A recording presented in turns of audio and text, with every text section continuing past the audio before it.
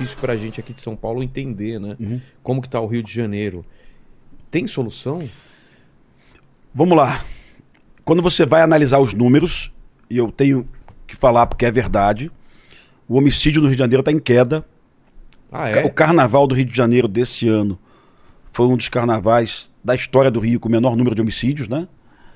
A gente mede violência com um número de homicídios, né? Ah, Pimentel, vamos usar o número de roubo. Não, roubo nem sempre é notificado. Muitas vezes a pessoa é assaltada e não comunica. Aliás, quase sempre. Então, o indicador para você medir violência é homicídio, morte. Tem como esconder a morte? No Tropa de Elite tinha uma brincadeira lá, o cara jogava o corpo no batalhão do lado. Aquilo é verdade, viu? É verdade mesmo? Mas você não pode esconder morte porque o corpo termina numa unidade de saúde e é notificado. Então o homicídio é o indicador mais preciso para você acompanhar a violência. No Rio de Janeiro estamos há alguns anos aí com esse número em queda. Mas a percepção da população do Rio é que o Rio de Janeiro está cada vez mais violento. Exato. E vou te dar um exemplo. O Rio de Janeiro, eu acho que hoje nós estamos com 29 homicídios para 100 mil habitantes. São Paulo está com 6. Ou seja, São Paulo está muito abaixo da média nacional. Rio de Janeiro está acima da média nacional. A média nacional são 27 homicídios para 100 mil habitantes.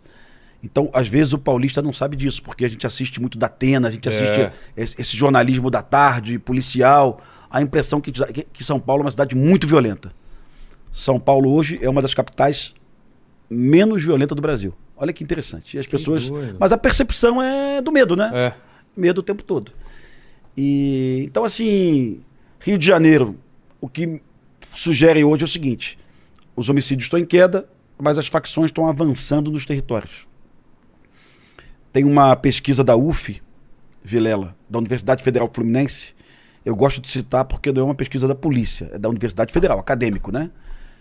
Que diz que 4 milhões e 400 mil cariocas hoje vivem em áreas dominadas por milicianos ou por traficantes.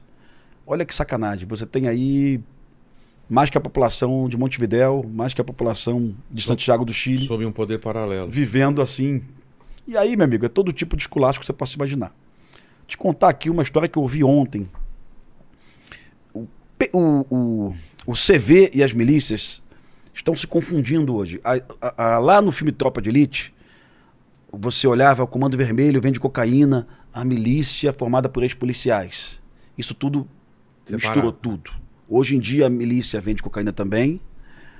Hoje em dia o Comando Vermelho explora o território também, né? Então houve uma confusão hoje. Inclusive, muitos traficantes de cocaína se tornam milicianos, né? Abandonam o Comando Vermelho, o terceiro comando, e montam suas milícias. Então está todo mundo confuso. E os brasileiros não sabem disso. Eu converso com pessoas, você tem aqui gente de Pernambuco, da Bahia. Ah, porque os milicianos são ex-policiais e tal. Não é nada disso. A última grande operação da Polícia Civil, que matou 13 milicianos, nenhum deles era ex-policial. Todos eram ex-traficantes, né? Então, o que define uma milícia? Olha só, imagina que você pertence ao ADA, ao terceiro comando ou ao Comando Vermelho. O Comando Vermelho é mais difícil que socorra. Você é um jovem de 25 anos de idade, você domina uma favela, você é o líder daquela favela, e você está pagando royalty. Você não quer mais pagar royalty, pô. Eu vou pagar dinheiro para advogado dos líderes da minha facção que estão na cadeia para sustentar familiar de... Não quero mais pagar. E esse jovem, ele se declara independente. E ele se assume como uma milícia. Ele não pertence a mais nenhuma facção. Ele vai tentar, não vai conseguir, mas ele vai tentar fazer um acordo com policiais corruptos, para que não haja operação na área, para que faça proteção.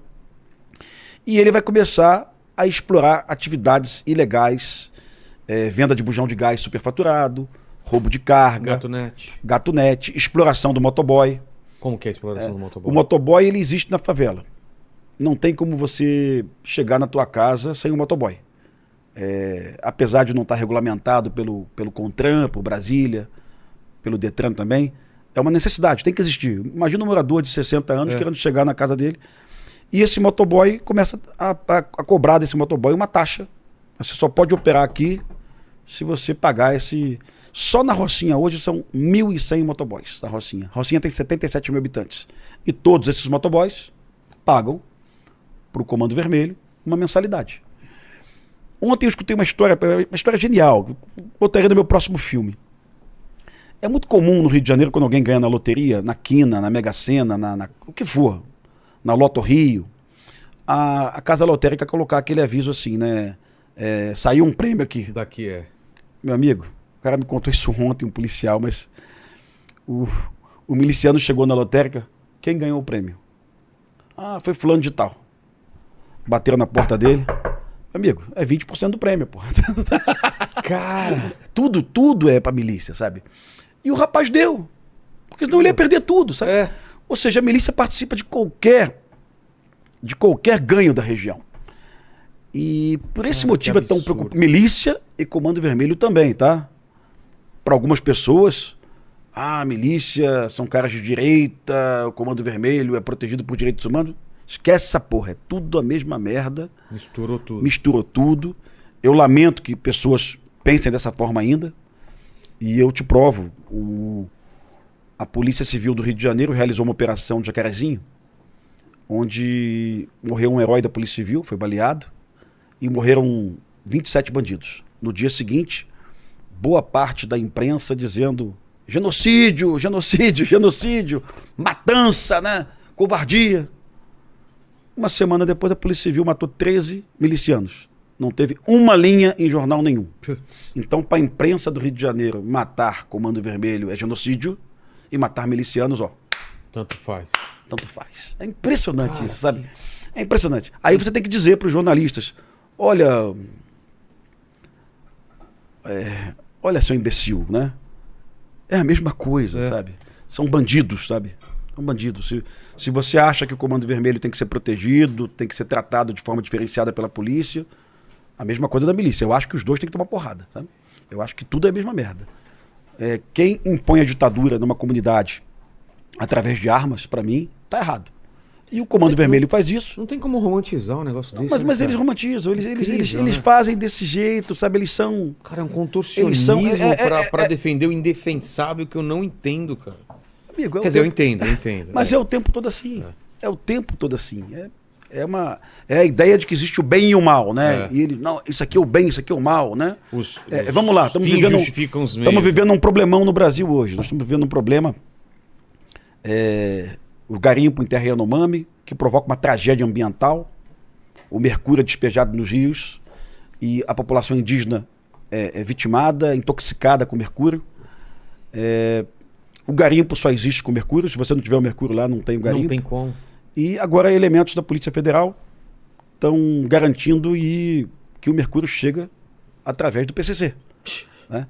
Ou seja, para você combater a tragédia ambiental na região amazônica, né? Você tem que combater o PCC, porra, sabe? Mas tem gente que não consegue entender isso, né? Não tem bem e mal nisso aí, sabe? Não tem bem e mal. O índio é bonzinho, o garimpeiro é mal. Olha, gente, tem índio que também usa mercúrio, porra, tá? Não pode usar mercúrio, tem índio que usa mercúrio, né? Então não tem bem e mal nessa conversa. E não tem bem e mal também nessa questão do que envolve tráfico e milícia. Todo mundo é mal. Segurança pública tem essas discussões, né? Desmilitarização da polícia, você deve ter ouvido muito isso. Essa é uma loucura. Mas mesmo. Isso é falado em que sentido? Qual que é o discurso? Eles acham que a polícia... Você tem uma ideia? Vou te contar isso também. Eles acham que a polícia, por ser civil, mataria menos. Eles acham que o fato de ser militar provoca uma polícia mais violenta.